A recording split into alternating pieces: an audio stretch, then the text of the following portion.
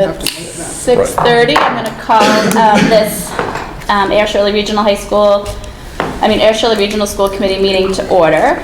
6:30 was slated to be our fiscal year 21 public budget hearing. So,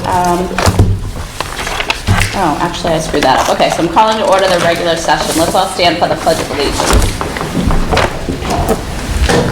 Pledge allegiance to the flag of the United States of America and to the republic for which it stands, one nation, under God, indivisible, with liberty and justice for all. Shall we call the roll for us, please? Mr. DeForge? Here. Mrs. Ranger? Here. Mr. Leone? Here. Mr. Quinty? Here. Mrs. Reshoots? Here. Mrs. Simmons? Here. All right, now I'm gonna ask that someone make a motion so that we open the public budget hearing. I'll make a motion that we open the public hearing on the budget for 2021. Second. Moved and seconded. All those in favor? Aye. All right, public budget hearing is on. Thank you, Madam Chair. So you have in your packets the budget. That's your budget again. We also have given you a copy of the FY21 budget PowerPoint presentation. And last week we gave you the budget booklets, which give you stats and metrics about the school system. So you may have that this evening. We won't be referring to it. So what we thought we would, how we would manage this public hearing is Mr. Plunkett is going to do the presentation, the budget presentation from slide 13 to give some of the financial information, if that would be the will of the committee. At this time, it doesn't appear we have anybody here to make public comment or weigh in on the budget. I would defer to either one of you. Do you have any questions about the budget at this time? Neither one of you? Okay. So we could so that somebody could come between this time frame, but Mr. Plunkett presenting just the financials might be beneficial to those that will view this tape. So shall we proceed with that? Yep. Okay, so Mr. Plunkett's going to start from page 13 in your PowerPoint, and he's just going to go over the financials for FY21. Thank you. Thank you, Madam Chair. This is our budget drivers slide. You've seen this before. This is where we start with the development of the budget. The top section is the revenue.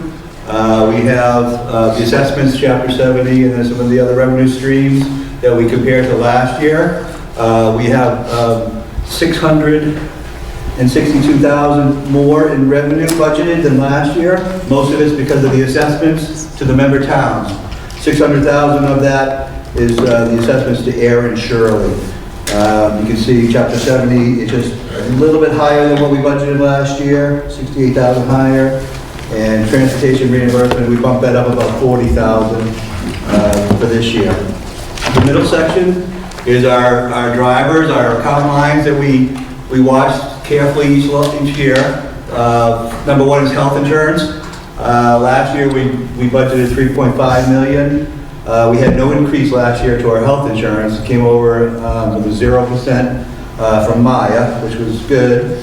So we took the FY19 actual and multiplied it by 7% is what they were telling us during the health insurance renewal year. So we are coming across actually 152,000 less than last year on that line. In total, there's 120,000 less in expenditures over last year. So that added to the increase in revenues, we freed up about 783,000 in this year's budget going forward. The bottom section is two of our revolving accounts, school choice and circuit breaker, and those are both down a little bit. School choice will be tweaked as we go through the budget cycle because they'll be looking at the numbers for choice from October 1. Any questions on that one? Next slide is the history of the regional budget. Again, we've seen this one before. The top row is the general fund, $29,644,000. That's down about $60,000 off of last year's budget. Grants and revolving is also down $2.9 million for a total of all funds of $32,643,000. That's a 0.5% decrease over the prior year. So it's actually, the budget has gone down. The excluded debt is the next row. We take that out of the factor in all funds. The debt is a flat amount for 30 years for the high school project. And that gets allocated to the towns under a different calculation. So we take it out, and the total of all funds minus the debt is $31,263,000, which again is at a decrease of 0.5% over last year.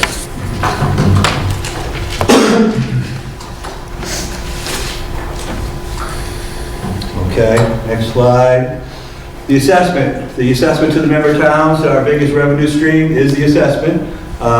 This proposed budget assessment is at $19,302,000, and that is a $600,000 increase over last year, 3.2% increase, and that's the lowest increase we've had since we were regionalized in 2011, 2012. Yeah, we had to log off those years on this PowerPoint because it would exceed the payment. We're getting old. Huh? We're getting old. We're getting old, yeah. Any questions? And feel free, if you have questions as Ms. McCock is going through this presentation, either one of you. This has now been presented to both boards of selectmen, is that correct? Yes, Yes. Boards of Selectmen and FinCom in And both FinCom. towns, yes. It seems like it would be welcomed and no, I have not received any feedback or any questions or anything, no, not at all. I don't think any of the members of the school committee, All smiles. all smiles. All smiles. Okay, moving along then. Excess and deficiency. Excess and deficiency is the district's basic free cash, like it would be for the towns. And this is a fund that does not roll over. It's not a revolving fund. It expires every June 30th. But we have our excess and deficiency certified by the Department of Revenue. And this is the history of our excess and deficiency throughout the years. I want to point out FY16, we had a negative $400,000 excess and deficiency. What that was due to the high school project was going on, and we had an MSBA reimbursement that we were waiting on. They were closing out the books, and we didn't get the final reimbursement until after the end of the year. So it looked like the capital project was in a negative when we actually had a receivable for that amount.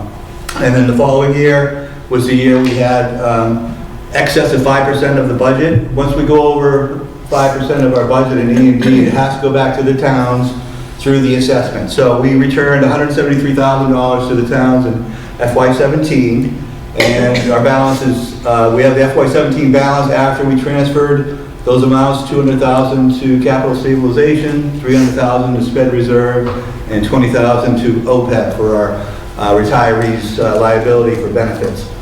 And then the last 2 years, we have our FY19 is certified. It was certified at the end of January, which is the earliest ever. We have 1.1 million in the E&D. Again, that will expire at June 30th, so we can use it in our budget development for next year, but we have to use it before June 30th. Mr. Luke, if I could just say something, so one of the things in this PowerPoint, if you look at FY18 E&D, the transferred $370,423 to the band payoff. So that was a real benefit to the taxpayers in both Erie and Shirley, because we paid off a loan for the high school debt that otherwise would have been allocated to the assessment. So I think it's important to note that the school committee voted to pay off this loan. This loan was, as I've stated several times, the high school project came in on time and under budget. But when, and I know Joyce, you were here for this, but my understanding is when the borrow occurred for the project, because the interest rates were so low, the vote was to borrow the entire amount of what the project, they thought the project was going to cost, and we were short the $370,000, and that's why we had to go out and borrow this money. And in addition, but again, the school committee voted to pay this off, so this is a real benefit to the taxpayers of Erie and Shirley. Good point, thank you. The next slide is just another look at the excess and deficiency. We've added in the columns here the budget, our operating budget for the year. the amount of the certified E&D, and then what would be 5%, which is the cap that you can have for E&D for each year. And again, you can see the $173,000 in FY17 was returned to the towns. And then we gave a visual with the graph, just trending down. We want to keep that a reasonable number, so we are trending down closer to $1 million. We're at $1.1 million for this year. Bill, I'm sorry, can I interrupt you for just 1 second? When you were talking about excess and deficiency before, and you were saying if it's not spent by June 30th, you said we can't, what did you say? It expires because you can't use it. It stays there. It's your undesignated fund balance. So that will be the beginning balance for the next year's certification, but you can't use it after June 30th. Okay, I just wanted to clear that up for Right, anyone thank you. that might be watching, because it sounds like you don't, if you lose it or you lose it. Yeah, no, you don't lose it, but it's not certified as of July 1st in the next fiscal year, according to, that's the regulation from the Department of Revenue. So any monies that you might want to use for anything has to be done by June 30th, and through a vote of the school committee and other things, yeah. So you move to stabilization or capital stabilization? Right, that's why we're making recommendations, so then you have access to the money. And then it's part of the next year's. Right, and then, so this year, Bill did an excellent job. He worked with the auditors and things were done, really expeditiously, if you will. And so we had our E&D certified really, which we've been striving to do. Sometimes it's not us either, it's the DOR, you get in line, because the towns are filing things as well. But Bill was hounding them weekly with emails and Fridays and so on and so forth, so he did a really good job. Because if really you get it certified, then it helps with the budget planning and any type of things the school committee might want to do, such as transfers, capital stabilization, or special ed reserve fund, those funds. So, Thank you. Thank you, Bill. Next slide is fund balances as of June 30th, 2019. The first one listed is excess and deficiency, which is not a revolving fund. As we said, you do have to use it by June 30th, and then it returns to the undesignated fund balance for the next year's calculation. But capital stabilization, sped reserve, school choice, circuit breaker, and OPEB as well are all revolving accounts that roll over year to year, fiscal year to fiscal year. Some of them are capped by the DOR or Department of Ed, and capital stabilization is capped at 5% of the total assessments upon the member towns. So the cap for that is just over $1 million. We have $649,000 in it as of June 30th. The Sped Reserve Fund is capped at 2% of net school spending, which is basically our operating budget without debt and transportation. That's the net school spending section of our budget. And then circuit breaker cannot be greater than the prior year reimbursement. That is a reimbursement every year. It's based on the claims from the prior year. So last year, our reimbursement was $745,000, so we couldn't have more than that. We were just under at $742. Bill, if I could say another thing, so the OPEB, when we were at the year presentation, Board of Selectmen Chair Hood asked what our liability was for OPEB. And so I knew it was a 7 number, and I started to say, Bill said he would check it out, and so Bill wrote back, and give the information. And so our liability this year is $20 million. It went from $17 million to $20 million. So that's our OPEB liability. So we're putting away $10,000 each year. Off to a good start. Yeah, we're off to a good start. But, there is a attempt to catch up. A little bit every year. All right, the next slide is our revenue. This is the revenue. This is actually column 1 is last year's FY20 cherry sheet estimate, last year's budget from the state. Column 2 is the governor's H2 budget, which came out at the end of January. And net is about $22,000 over the FY20 cherry sheet estimate. Even though the increased revenues, $119,000, the increased charges to choice and charter route mainly by almost $98,000. So the net is $22,000 more than last year. Column 4 is our budget compared to the Governor's House 2. So we have just under $8 million budgeted for these revenues, net of the charges. which is 102,000 less than the governor's H2 budget. We're right on for charges, $6,500 more than the state has, and then we have about 95,000 less in revenues budgeted. We like to go in a little bit conservative on the revenue in case they don't come through as we anticipate.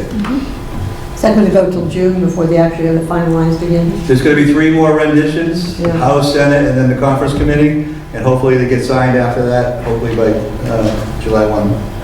And this is an election year. Oh, no, it's not that old. And I'll update these as we have the different renditions and bring them to you. I'll add the columns in. Foundation enrollment, this is important for our budget because it's how we allocate the assessment to the member towns. It's different than district enrollment. District enrollment is the number of students in our buildings. Foundation enrollment includes the students from Air Shirley that go to the district, the Air Shirley district, plus it includes students at Choice Out, Charter Out, out-of-district sped tuitions, and vocational students not attending Neshoba Tech. So those are all calculated into our foundation enrollment. Here we do a rolling 5-year average. You can see the breakdown between Air and Shirley, 5-year average. And the average is right now 56.3% for Air and 43.7% for Shirley. And that's a 5-year rolling average that comes right into the calculation of how we split the assessment between the member towns on amounts above required local contribution and transportation as well. Any questions on that? On this one, we always lop off the prior year, add the new year, and then do the average on those 5 years that you're looking at on that table. Required local contribution. This is the amount that the Department of Ed's determines for the towns to pay, what their contribution to our assessment will be. This is based on the town's ability to pay. Income, real estate are taken into factors, are factored in, and then they come up with the required local contribution based on the number of students under foundation enrollment and the foundation budget. So here across the top you can see the total for the district and the difference between FY20 and FY21. We're down 47 students foundation enrollment wise, and 18 of those were from Air and 29 from Shirley. So here is the FY21 required local contribution for Air and Shirley. It was just over $8 million for Air and just over $5 million for Shirley. And this is the increase over the prior year. Airs went up 366,000 and Shirley went up 125,000. So that's set by the state, and we plug that right into the calculation for the assessments. When they're developing the Chapter 70 for the district, what they look at in the top left here, you can see this is the calculation for Chapter 70. The first row is last year's Chapter 70 amount, 8.3 million from last year. They take the foundation budget, which the Department of Ed's calculates for what Air Shirley should pay for its 1,690 students to be educated. And they come up with 19,400,000.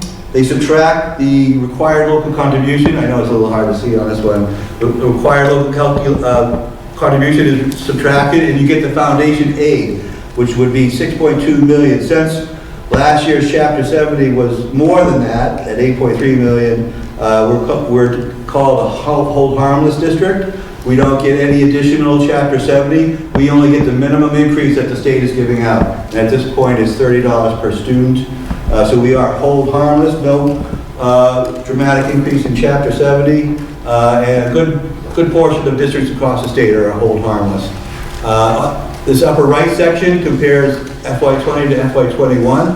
And I'll point out the foundation enrollment budget has gone up 270,000. 290,000, sorry about that.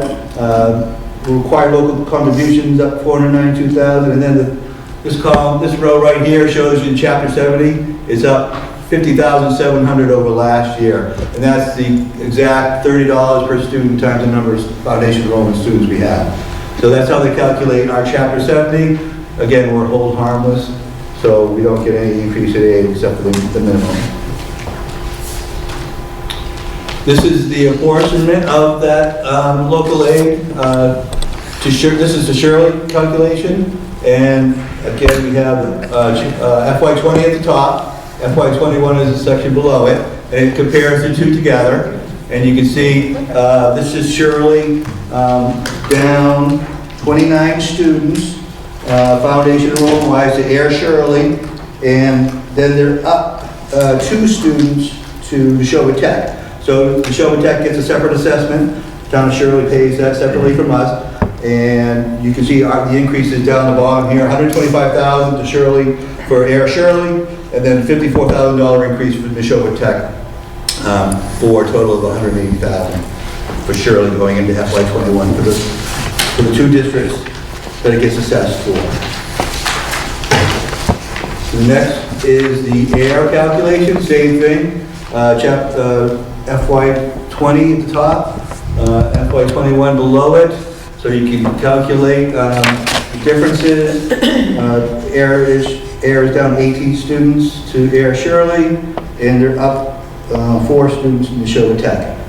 And then the last row at the bottom is their totals between Air Shirley 366 and Neshoba Tech at $92,000 increase, and there's their total that they're paying to both districts of $459,000. That's the increase to their RLC for FY21. Okay. And the last slide is the assessment. This is actually the second page in your budget, the budget book.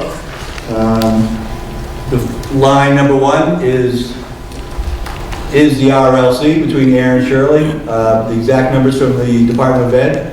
Second row is required, the net school spending above RLC. That's the amount the towns contribute above net school RLC. So that gets plugged into that allocation of 56.3% for Air and 43.7% for Shirley.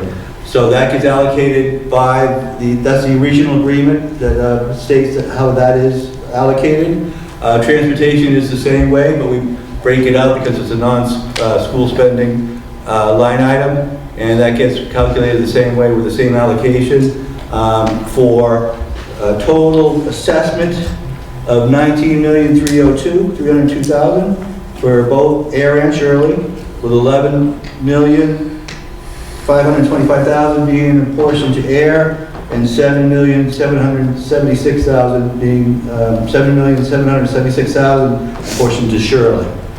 That's a 3.2% increase over last year, $600,000 increase, 3.7% for Air and 2.5% for Shirley. This section is labeled 4, rows 4 here is capital debt. This is calculated a little bit differently because we're talking about the debt for the high school and the middle school, which are both secondary schools. We have students from both towns attending the schools. So we do a blend per the regional agreement. We have a 50-50 split blend of resident enrollment and foundation enrollment. So that gives you a little bit of different calculation. And these are the amounts of the annual debt payment that are allocated to Air and Shirley. So Air is being allocated $933,000, and Shirley is being allocated $459,000 of the debt. Then it's added back in for the grand total operating assessment and debt for the two member towns. It is a 3% increase over FY20, 3.3% increase to Air, and a 2.6% increase to Shirley. Any questions on the assessment or on any of the other slides? Thank you for your Good job. awesome work as always. Any questions? Mary Ellen, questions? Could you just briefly explain what hold harmless is? on the other side? I mean, you said it means that you only get a certain amount, but what are we held harmless from? So districts that need more state aid to make up the difference between the foundation budget and what the member towns can pay will be increased for those districts. A lot of them are gateway cities with demographics and income are an issue, and so they receive more state aid to bring them up to the foundation budget. If that required local contribution isn't enough, with their prior year's Chapter 70 funding, they'll receive an increase to get up to the foundation budget.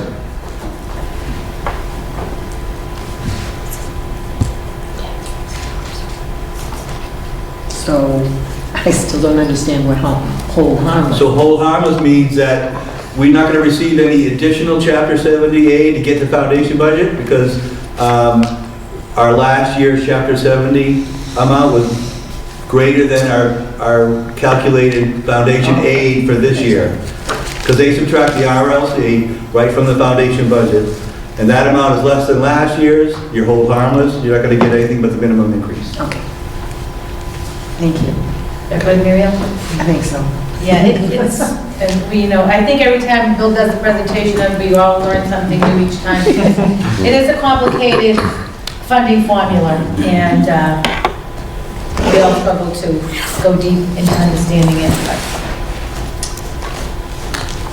And it changes too. It's not something that's always consistent. Thank you, Bill. Thank you. Thanks, Bill. For 3 minutes. Nice job. Good timing. Yeah. Why don't I take those 3 minutes to state that those attending tonight's meeting should be aware that the meeting is being audio and video recorded by APAC and ASRSD. Any audience members who wish to record any part of the meeting must inform the chair, who will announce the recording. And we do have a recording from the Air Shirley Tracker. Good to see you again. This is to comply with the Mass Wiretap statute. The listing of matters are those reasonably anticipated by the chair, which may be discussed at the meeting. Not all items listed may in fact be discussed, and other items not listed may also be brought up for discussion to the extent permitted by law. I should have read that earlier, and I didn't, so. And just one quick question while we're still in. What day are we planning to certify at our next meeting? Yes, March 18th. Thank you. 6:30 at the middle school, You got it. in the library. What else can I say for 2 minutes? You can just call it time to close the hearing and open the meeting. What if someone comes in 2 minutes? We can all come back and break. Go for it. Well, if that's what you want. Okay, so I think we're pretty safe to entertain a motion to close the public budget hearing. I'll make a motion to close the public, do it again. I'll make a motion to close the public budget hearing at 7:58, 6:58. And can you To just clear add the that we'll clock. be returning to regular We session? return to regular session, which is already open. I'll second that. I will not second that. All those Sure. in favor, please say aye. Aye. All right, we're now back to regular session, and we will move on with Mr. Liam Gleason, our high school representative. Hi, Liam. Evening. Thank you for your patience, Liam. Oh, no problem. Is your head spinning after all those numbers? A little bit. How much did you listen?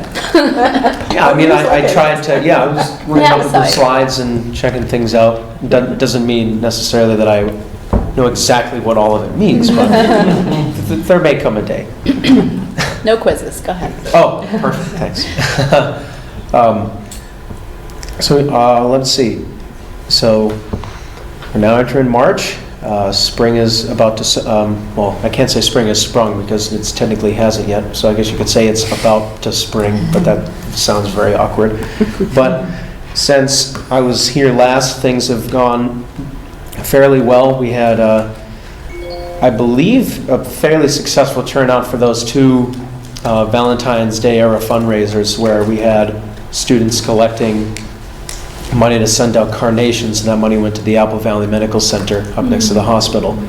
And I believe it was mainly underclassmen that put that together by themselves, which was nice. And then we also had, excuse me, I believe it was mainly just a student council fundraiser where people sent little boxes of heart-shaped candies out to people. And so that was very nice. And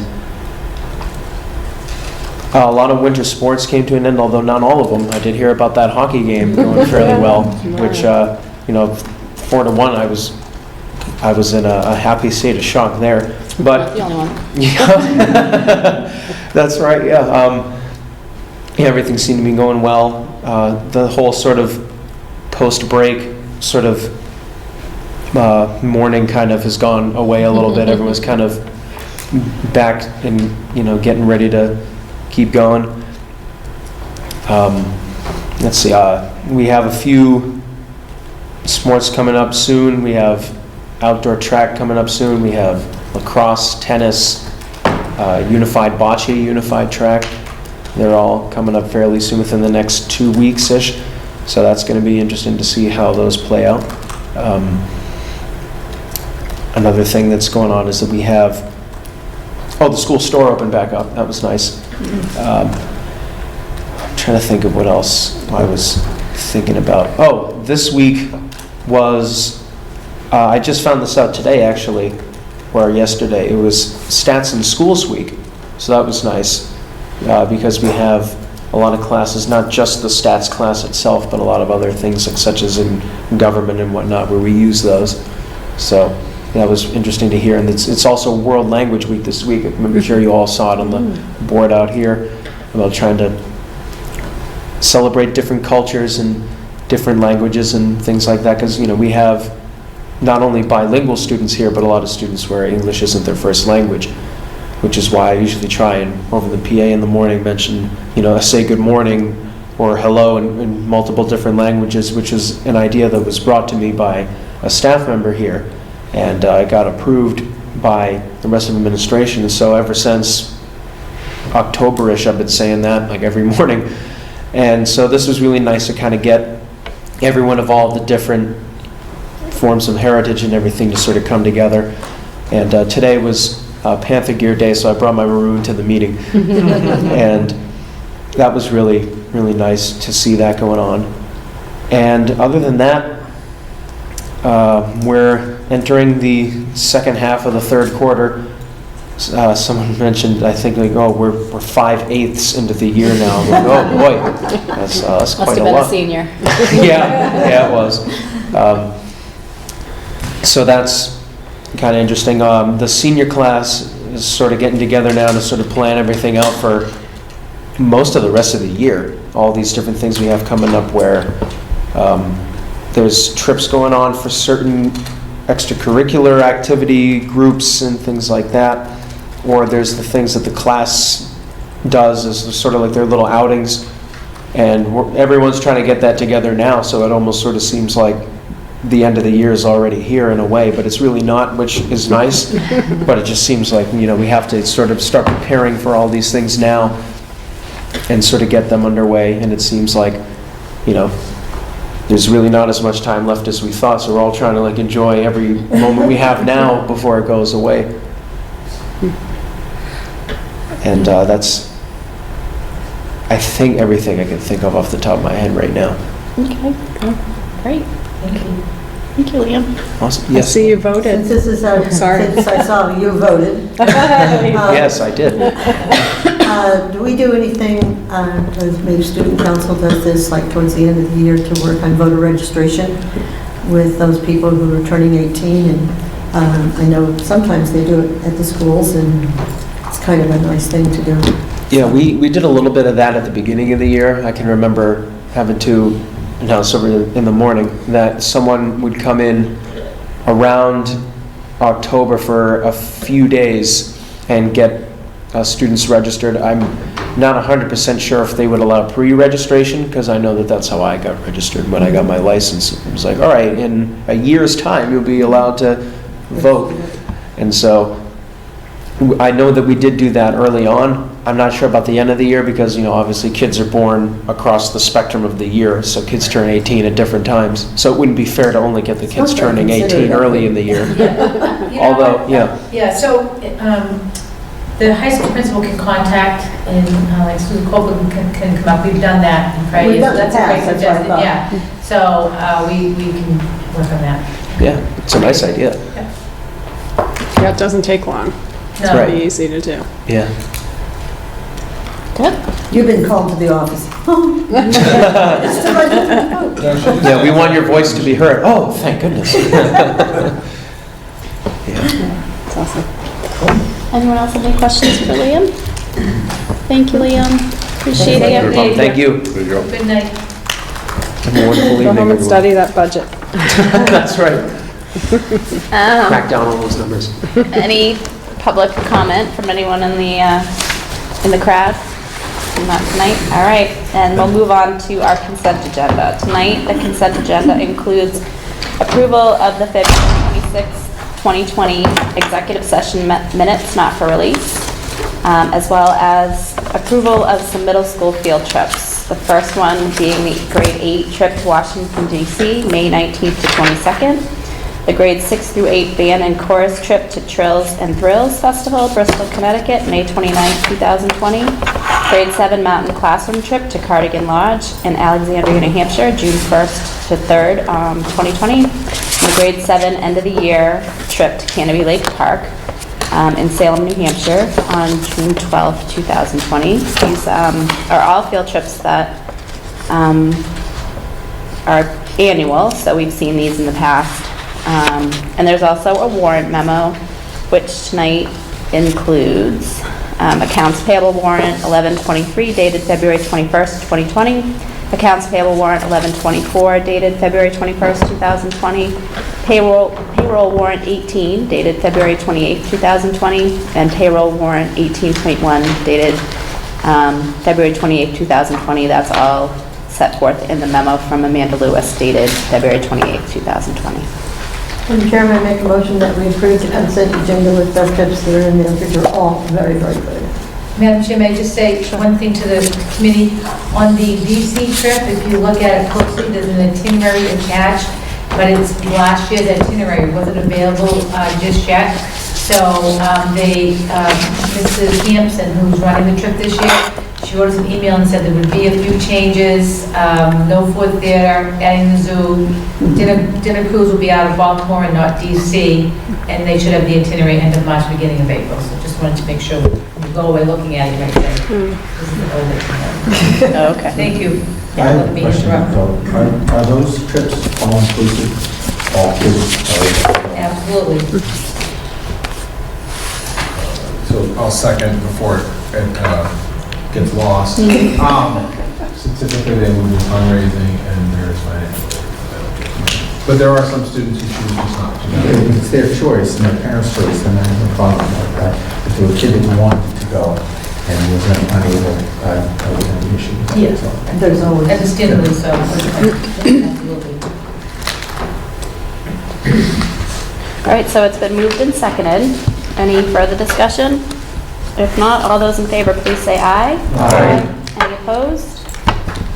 So that passes. We'll move on to new business. Item A is the superintendent's 2019-2020 mid-year progress report. Dr. Malone. Thank you, Madam Chair. So typically in the past, I've provided you with the mid-year progress report, which is really just an update on progress toward the goals that you approved, that I set and you approved back in October. I typically do not read it, out, but I have it here for you, and so you can read it, and if you have any questions, we can bring it back up at the next meeting. I could put on the agenda if there's any questions or discussion. Is that amenable to the committee? Okay. And the other thing I did include with you is the action plan, which is the first goal. And I think you would be pretty impressed if you have some opportunity to look at it. And again, if you have any feedback at the next meeting, you're already seeing the first pages. There's strategic plan, but behind the strategic plan is an action plan, which the community members have seen before. So what are the actions that we're going to take to achieve these initiatives of teaching all students, educator effectiveness, social emotional learning, district and school culture, and family and community partnership? And then underneath all of those are the overarching goals, and so then they match up. So if you look at teaching all students, 1.1, and you went to the action plan, you would see the strategic initiative 1.1, and then we rewrite down what the initiative is, and then we put all the actions that relate to that. Okay? So I would say, in summation, I am on track to achieve the goals that I set forth. Probably the most challenging one is the chronic absenteeism one. We are decreasing it. My goal was to exceed the state target. The state Department of Education just gave us the targets for state assessment at the end of January. So, high school's starting MCAS next month, right, or this month in mid-March. So they sent us the targets out fairly late, but we did analysis, and the principals are also working on the absenteeism. And so I talked about the action plan,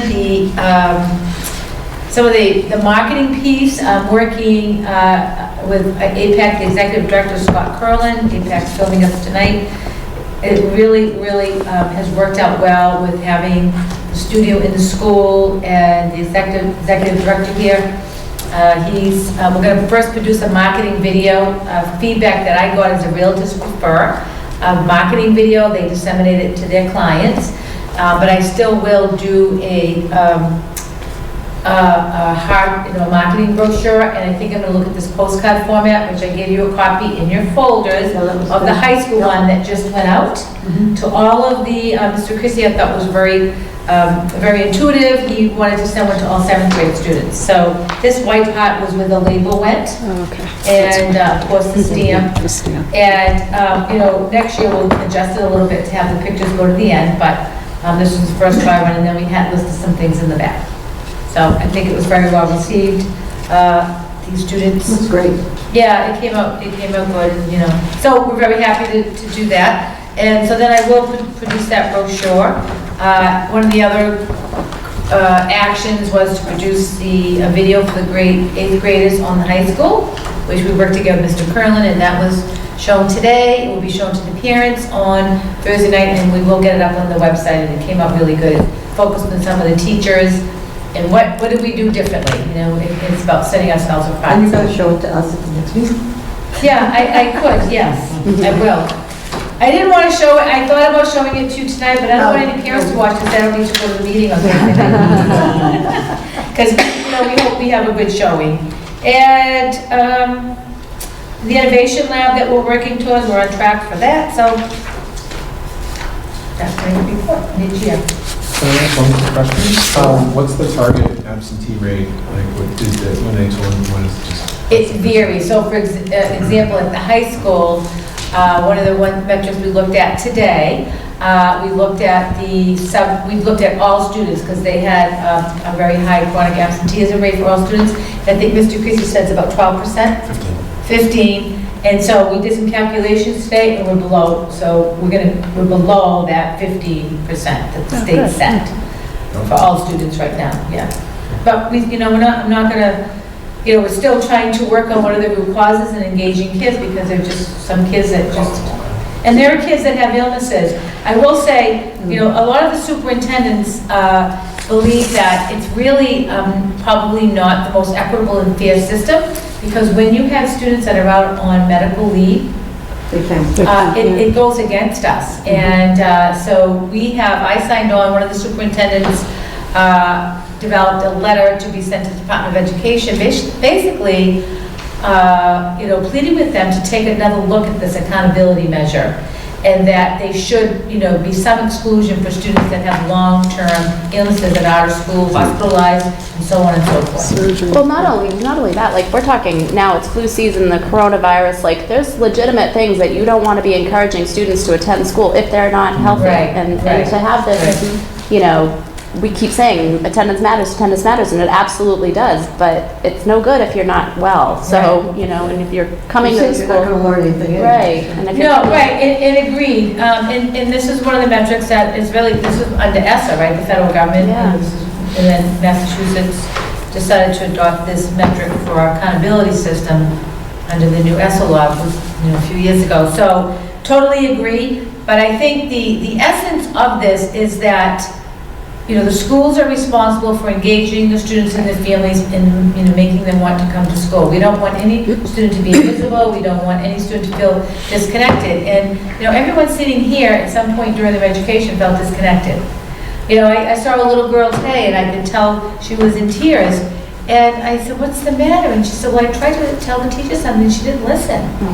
And, just something that simple, the little girl was in tears, she felt hurt, or she, and the teacher was nothing with intent or anything like that. I brought her in, we dried her eyes, and, so on and so forth. But, and I do get behind that, that we are responsible. It's our obligation to engage, I think I've said it before at this table, to engage kids and make them want to come to school. And want to feel connected and want to feel joy in learning and feel happy to come and feel safe. That's the goal. But you used to have excused absences. If a kid was sick or in the hospital or broke his arm last night, and that didn't count against the numbers. Right. Right. And that is, and when we do the presentation this year, we can disaggregate, those that we were medically excused absences that counted against us. I think that's important a data point to give to the public to know that. But we do have some kids that, again, if you don't feel you have a friend, or you don't feel as an adult who really cares about you, or you don't feel there's something here that interests you or engage you, or you feel invisible. And I've said to educators before, and again, I think I've said this at this table, if you have a child at home that says, "I'm not going," I don't like it, and you really can't make me, because what's a parent going to do? So it's that relationship, that partnership between schools, the school and home, that we hope that we could help that parent and help that student, because something's happening here for the student to not like it here.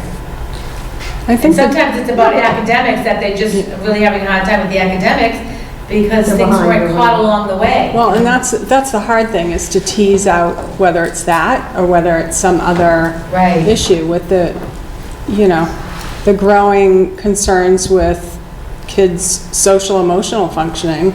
It may have nothing to do with school.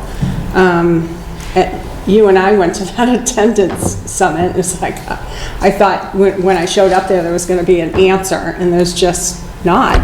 And that's what's tough. The data that you have around absences, do you keep data on kids who are struggling social emotionally and they end up in school but can't seem to get to classes? Or is that part of the attendance piece? To say, do we have a formal, we have a spreadsheet, we track who is chronically absent, but that's the need for the director of school counseling, the coordinator of social emotional learning, to help us do that work, because it's a daily, observing and supporting the counselors and working with the kids and identifying those needs and looking at the root cause. It needs to be led by somebody. I have a spreadsheet. Jess Rakeup, who does a lot of our data analysis, she updates it for us. So often I share it with the principals. Today I met with Mr. Christie here and talked about the data that I just talked to you about. So it's, we're managing it, but we really need people that, I said, well, the role of the counselors and, meeting with kids, because what is the root cause? We want to find out, as you said, what's happening. Is it the flu, or is it something else? Is it surgery? Is it something else? Kids that feel they're going to come to school and be isolated and sit alone at lunch.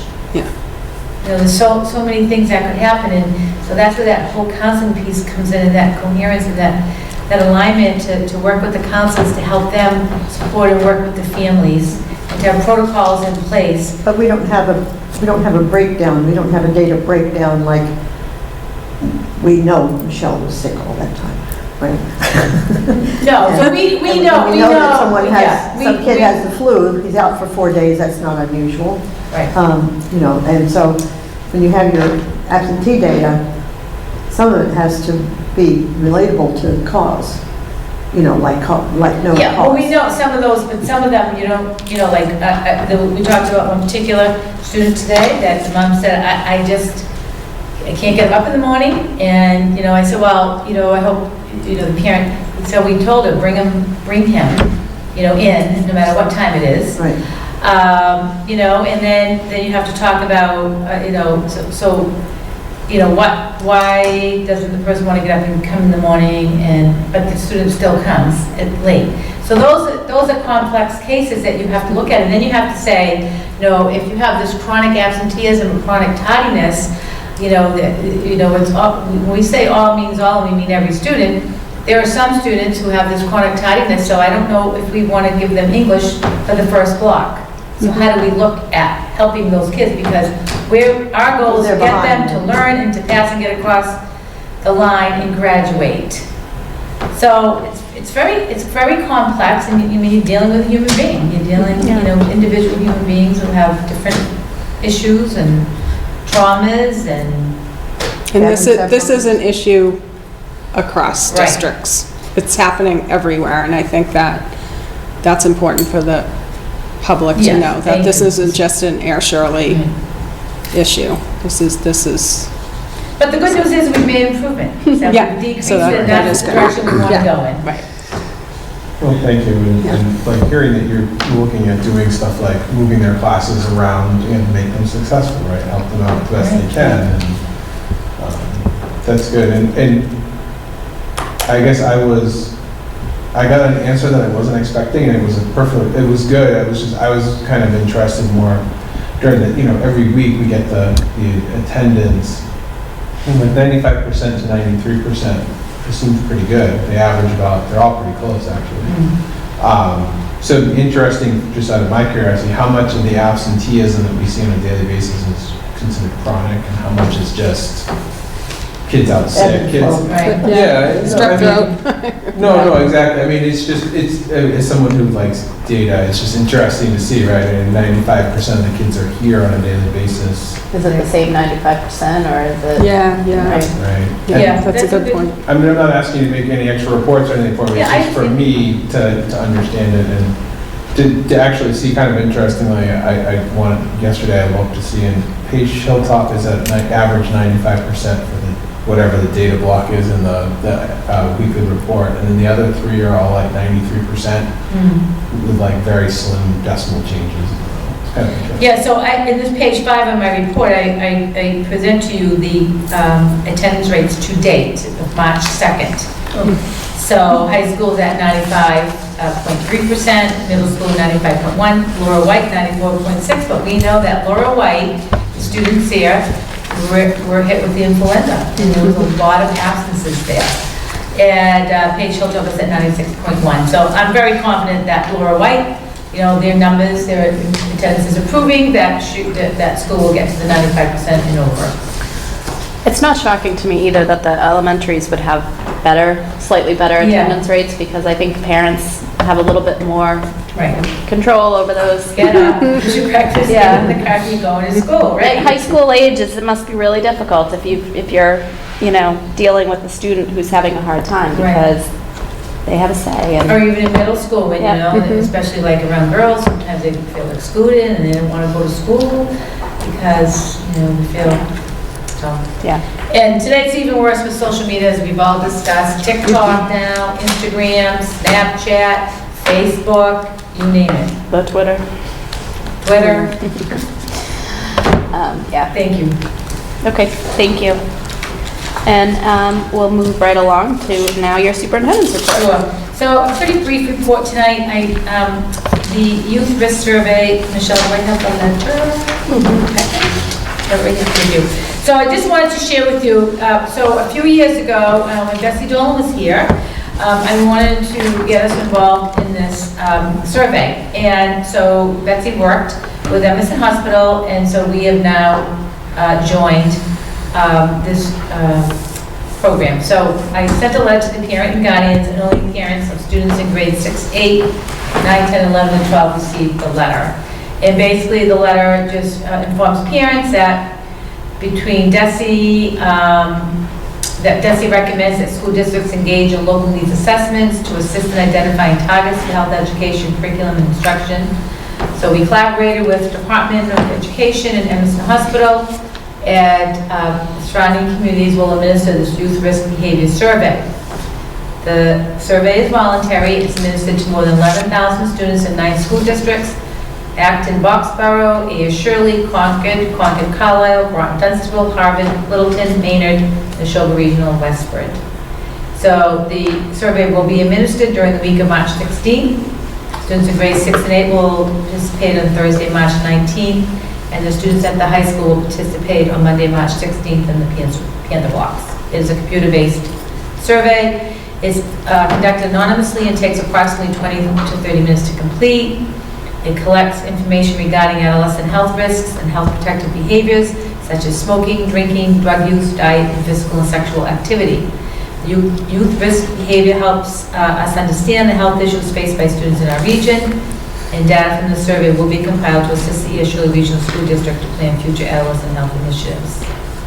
We believe this data are significant in meeting the social, emotional, and health education needs of our students, and complying with state requirements of future grant funding opportunities.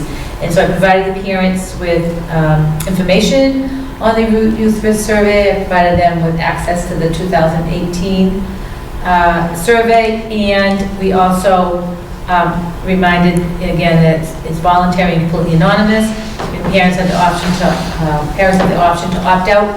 So what we did was we created a Google form so a parent could go in individually and opt out their students should they wish to do so. Any questions on this? What rate of participation have we had in the past? Very high. To date, I think we might have had 2 students opt out, so probably about 99%. Very high. Do the parents see the survey before they opt out? I mean, if you just say a survey about health and stuff, is the parent going to opt out without actually understanding the scope of the survey? They could if they wanted to see it. Yeah. Typically, you don't release a survey That's why I'm prior thinking, to, because yeah, so that's why we give them the 2018. Let me clarify that, right? Okay. Okay. Next, capital stabilization expense report. At the last meeting, Mr. Quinty asked for a report on what we've expended for capital stabilization, and so Mr. Plunkett has provided you a memo on that in your packets. We'll take a minute to look at it now, if you have any questions. Bill? Yeah, the memo is pretty straightforward, just a summary of the activity in the account to date, and I put a table in there showing the transactions, 700,000 in transfers from D&D, and 50,086 in expenditures from the account. Put down the vendor and then the reason for the project that we worked on. Thank you.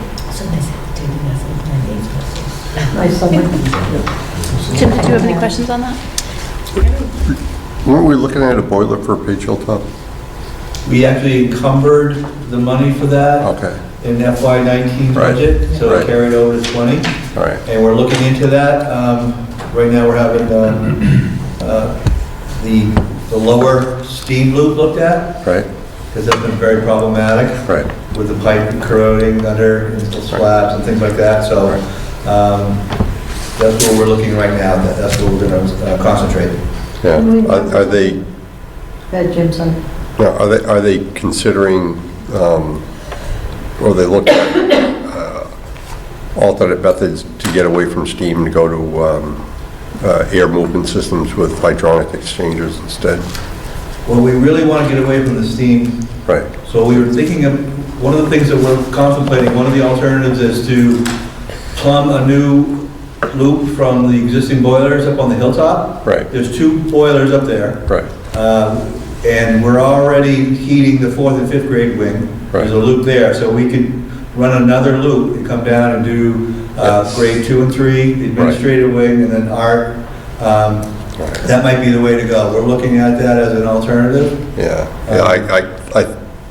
I can't express strongly enough, if you can get away from an open system and go to a closed system with hydronic, because what gets you is the delivery system. So you have warm, moist, you have water vapor and air and steel. Yeah. Everybody knows what happens with that. You know, so you can't run away from that time. We've been battling that loop. Right, right. You're not gonna, you can't possibly win that one, so clearly the priority has to be on a closed system. And a lot of the piping is in slabs. So Right, right. the whole You have no whole choice. floor has to be jackhammered up. Right, yeah. Like we Yeah, do. kind of, yeah. It's not fun. Yeah, but there's a lot of stuff available now, so it's not nearly as costly as it used to be. A lot in materials and technology that makes this a much easier change. Yeah. Okay? We've already seen that with some of the ductless units that we put in. Right, right.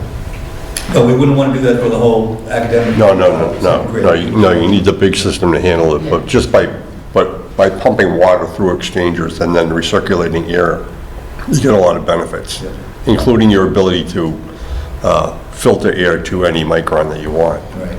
Which, in today's world, you know, people like to, when you're in a close environment with a lot of people, if you can take as much stuff out of there as you can, it gives you an opportunity to treat the air with either just filtration or ultraviolet or anything you want to create a much healthier environment.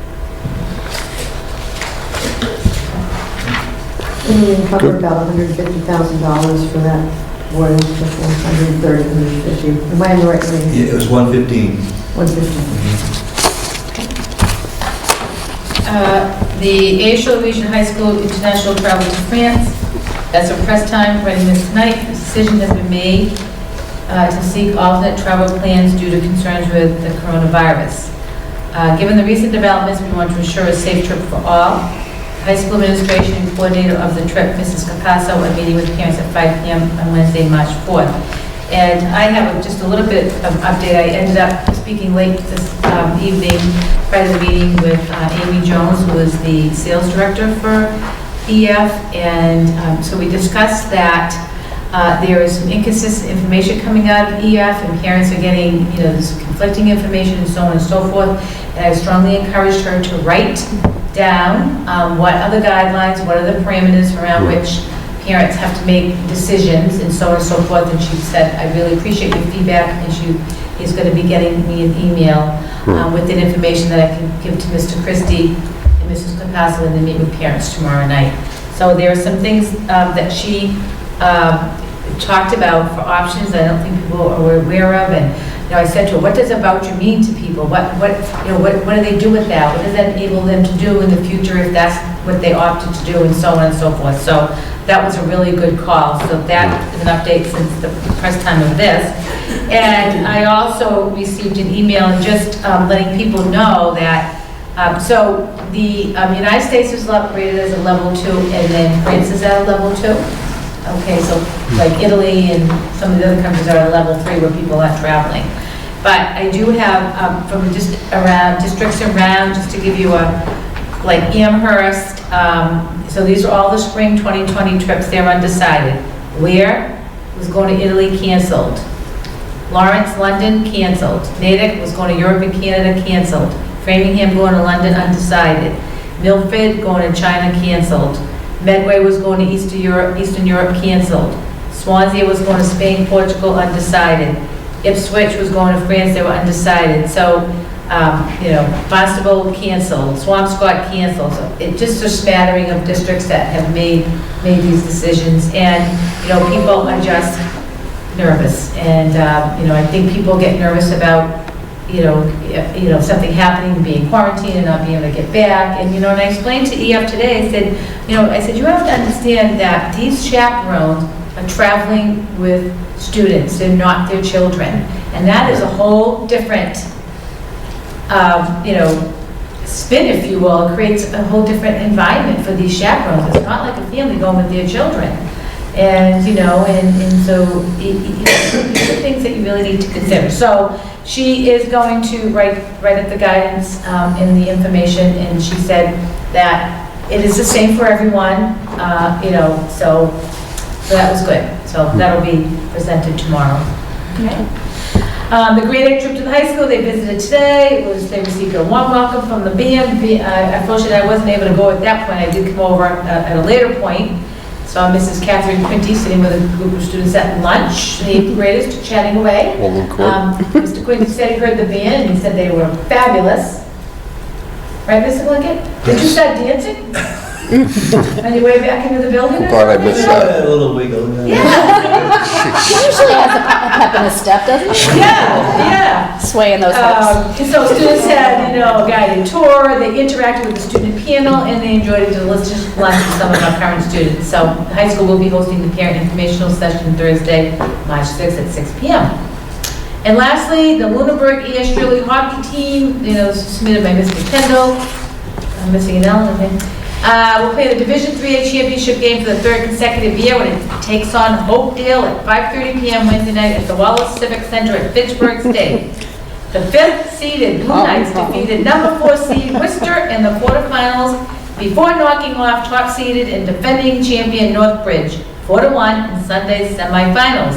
Senior Nick Granger made 27 saves in that win, with A.S. Shirley's Noah Rossetti had a goal and an assist, and Christian Carter added a goal. Carter and Chris Rooney were stalwarts defensively. Congratulations to the team, which includes 11 A.S. Shirley students, and Coach Eric Short and his staff in this accomplishment. Can I just correct him? It's not the Division 3A championship game, it's Central Mass, so I don't want to... Yeah. All right, but can you take it with the AD director? Yeah, because that 3A championship game will come after if we win on Wednesday. Oh, I'm So sorry.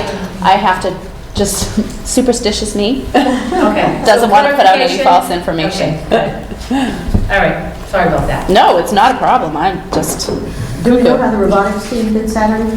they did They fantastic. did great, yeah. Yes, Yes. I went Friday and I went Yes. on Saturday to see them. It was amazing. They were right up in my neck of the woods. I asked them how the ride was. They said, "Oh, it's long." So anyways, I went Friday night and so it was pretty, it's really like an exciting thing to attend. So they did come home with an award. Yes, they did. They came home with the Innovative. engineering. Engineering Inspires. Right, engineering spies. They were in first place.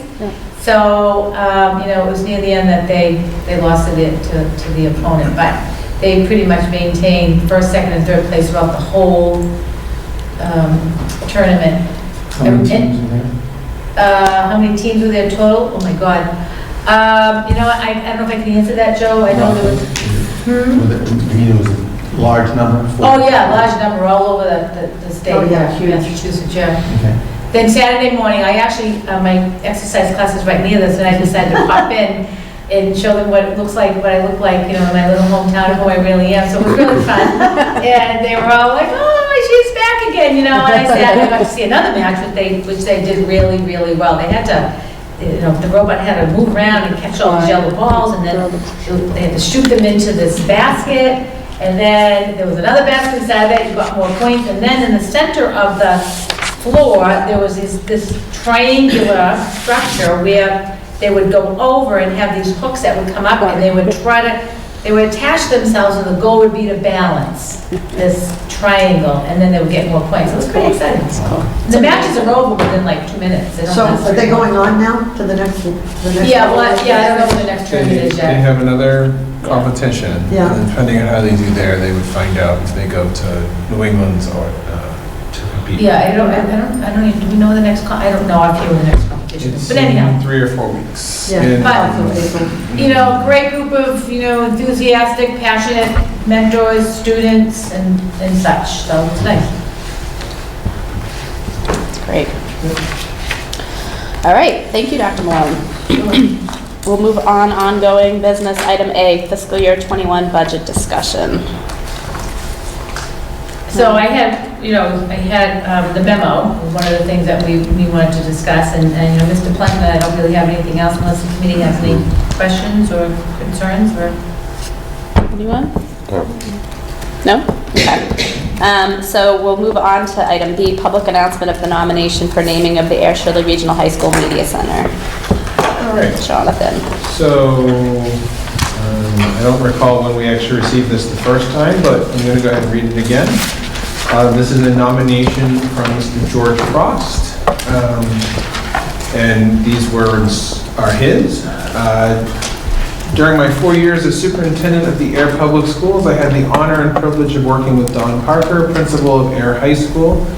Early in my tenure as superintendency, I became clear that Don Parker had been a constant force in providing his students a quality education for many years. Mr. Parker championed a what is best for the students' perspective that permeated his leadership and administration. During his career, Mr. Parker epitomized education for the communities of Air and Shirley for 44 years. The purpose of my letter is to propose that the Air Shirley Regional High School Library be named in his honor. In my eyes, no one is more deserving than Don Parker. My suggestion of the library is surely tied to Mr. Parker's commitment to learning for his students. However, there is also an anecdotal attachment to that physical space. The current library occupies a space that was once an open-air quadrangle that was carved out of the old Air High School.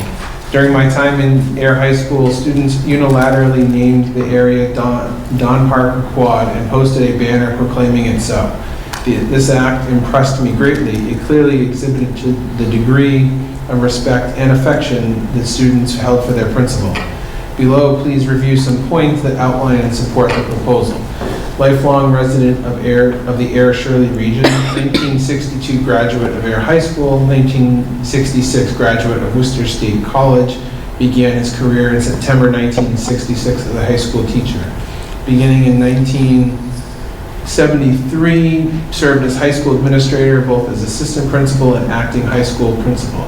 1981, became principal of Air High School.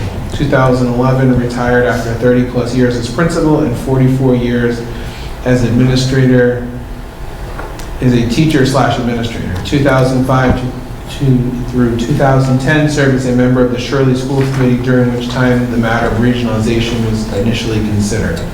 Further, while Mr. Parker's list of achievements is too long to mention here, there are some highlights which are significant. Mr. Parker was recognized by many in the world of public education, was elected president of the Midland Wachusett Principal Association for 10 years, was an active participant in the NEASC accreditation process, and served as evaluation chair or assistant chair 20 times. When it was determined that the high school had to undergo a massive asbestos remediation removal process, Mr. Parker oversaw the movement and implementation of the entire high school program to 12 empty barracks at Fort Devens in March of 1983, and then reversed the process in October of 1983. During the early 1990s, closure of Fort Devens High School enrollment fell from 950 to 250 students. Mr. Parker dealt with program and staff cuts, and yet somehow maintained a comprehensive academic program. Implemented cooperative school teams in order to provide valid athletic options for students, including football, hockey, and swimming. Began block scheduling to support maintaining academics programs, and implemented the beginnings of a growing set of AP advanced placement courses. In summary, Don Parker has given his time, energy, and commitment to provide meaningful educational experiences to his students and his communities. It is fitting that the ASRSD recognize his contributions. Sincerely, George Frost. Thank you, Jonathan. Yes. So, go ahead. No. No, you go.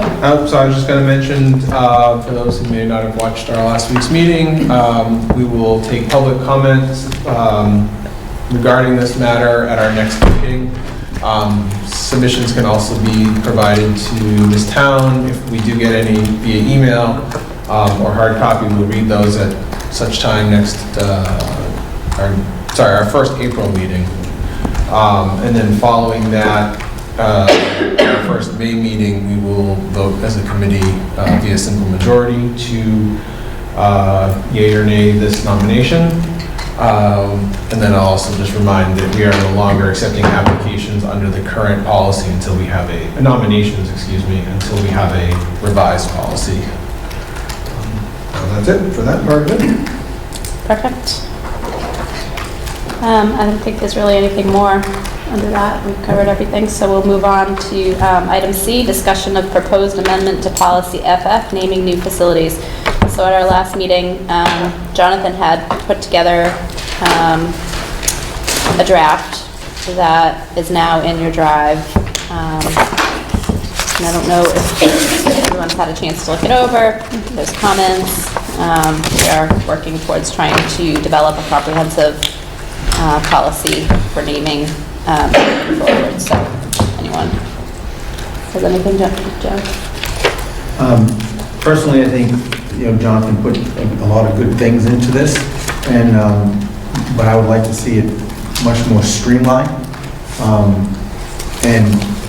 And if possible, I'd like to, be able to work on that, and bring back another proposal that is comprehensive and as streamlined as possible to indicate the areas that I mentioned last meeting.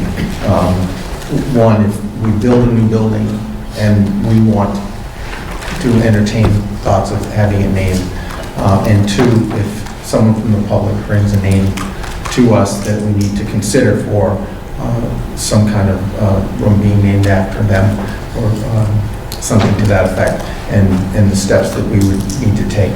But I think, taking pieces from all the different things, we still need to synthesize it all and make it as streamlined as possible, so we're not looking at 9 pages of what if. Okay. In order to help you do that, we'll take others' comments, so maybe if there's something that others have that you want to incorporate, if anyone else has any comments.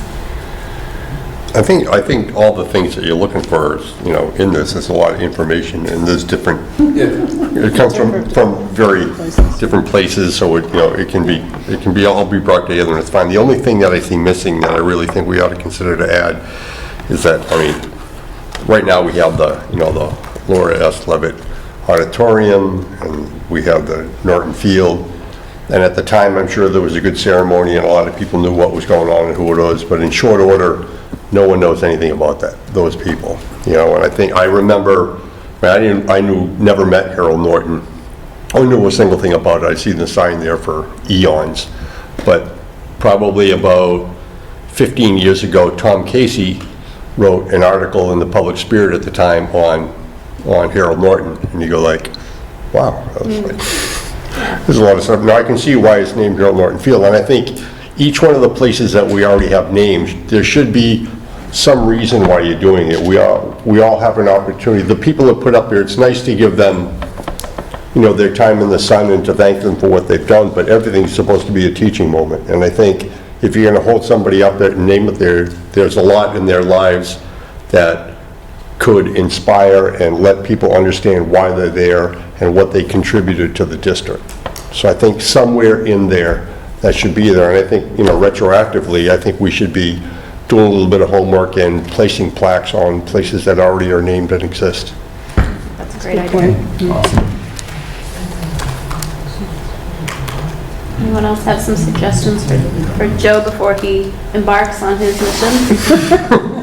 I would kind of suggest that Jonathan and Joe get together and have a nice piece of coffee someplace and work on this. That's fine. I know what I mean. I will say one of the things I thought of, and I think I threw it in here at some point, it's on the second page where, for purposes of this policy, school facility shall be defined as. One thing I had thought to do was put that right at the top, just because it halfway down the page, you're sort of like, well, I noticed different policies that I was pulling from referred to a facility different ways. I just want to use the word facility throughout the policy as a very generic term, but at the top define it as a policy can be some, what we already have.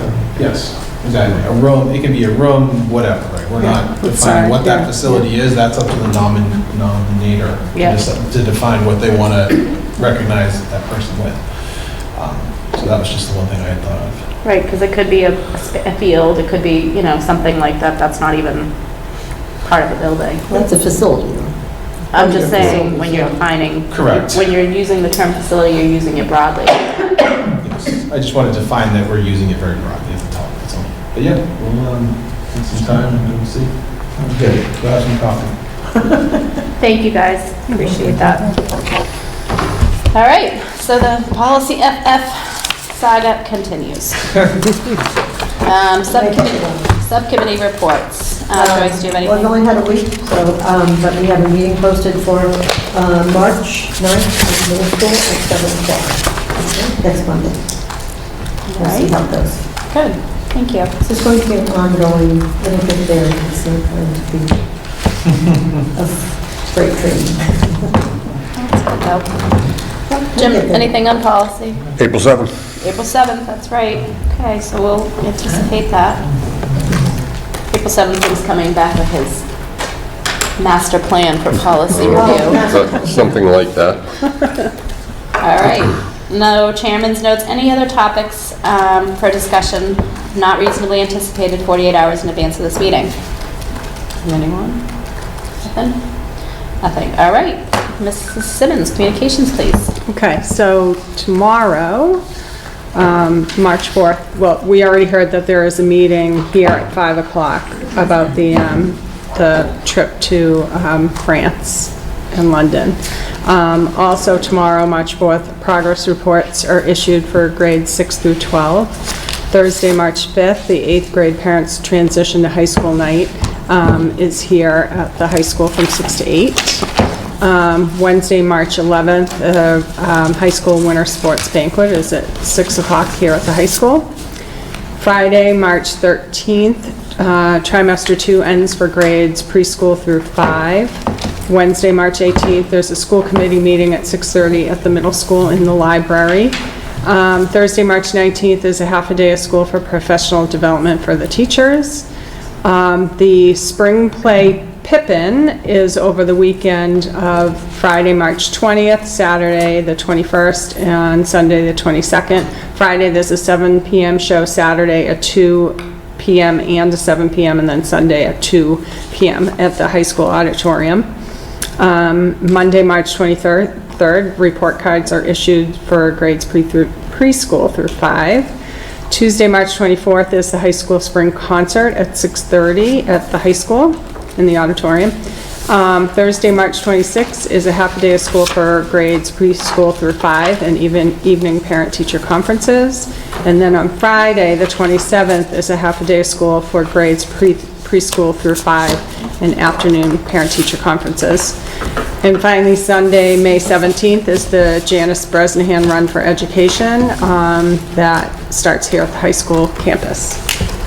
Great. That should be it. And the hockey game tomorrow, 5:30 at Fitchburg State. Charlie, what is the professional development going to focus on that half day? Social emotional learning. It's a continuation of the work that we started at the beginning of the year. So it's for the whole district? Yes. Great. All right. Anything else? Anybody else? I'd just like to say Dr. Malone looked stunning in her Dr. Seuss Cat in the Hat yesterday. She's wearing that chapeau proudly. Yeah, I was. Good time was had. Third graders were very enthusiastic of the book that I had. And thank you to Ms. Lewis and everyone else who put on the nice spread. It's a good time. I came back here and I read it to the preschool here, which was fun too, so, yeah.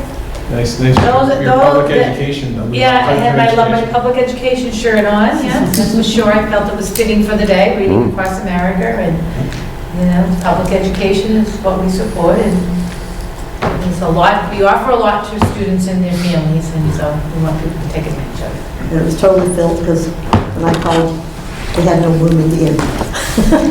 We would fit you in. We would have done it. I was turned down. No, yeah. You know what? Honestly, anytime you want to go in and read to my son's class, they are more than happy to have you. Anytime you get out of the regular work, they don't. I was very happy because I didn't realize, I like the book Wacky Wednesday, but it was so interactive because each page, there was like 3 things wrong with the picture.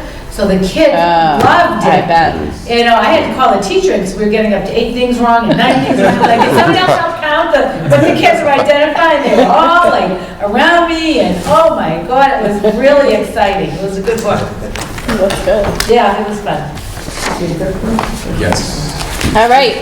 If there's nothing else, I'll entertain a motion to adjourn. I make a motion to adjourn at, I see the song, it's got glare on it, 7:54. Second. Moved and seconded. All those in favor, please say aye. Aye. Adjourned at 7:54. Thank you.